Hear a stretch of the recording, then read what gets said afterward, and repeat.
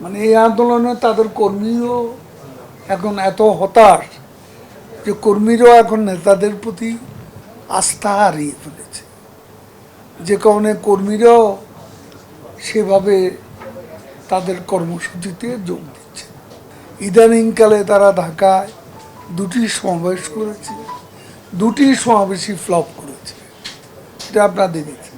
তাদের সমমনারা বলছে গরম কমে গেলে আন্দোলন। কবে হবে এই আন্দোলন?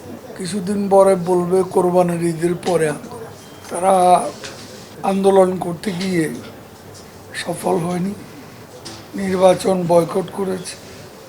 এমত অবস্থায় তাদের এখন আন্দোলনের কথাটাই তাদের বলতে হবে, খুব স্বাভাবিক কারণে। এখন আবার তাদের সমমনারা বলছে গরম কমে গেলে আন্দোলন। তো কবে হবে এই আন্দোলন? গরম কমে গেলে আন্দোলন, কিছুদিন পরে বলবে কোরবানির ঈদের পরে আন্দোলন।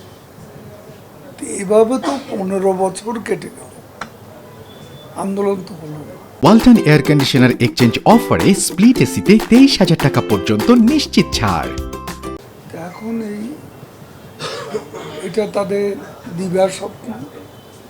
এই দিব্যার স্বপ্ন বাস্তবায়িত হওয়ার সম্ভাবনা নেই, এই কারণে যে তাদের আন্দোলনের সাথে জনগণের কোনো সম্পৃক্ততা নেই।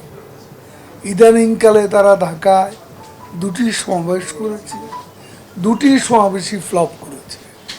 এটা আপনারা দেখেছেন। মানে এই আন্দোলনে তাদের কর্মীও এখন এত হতাশ যে কর্মীরাও এখন নেতাদের প্রতি আস্থা হারিয়ে ফেলেছে, যে কারণে কর্মীরাও সেভাবে তাদের কর্মসূচিতে যোগ দিচ্ছে।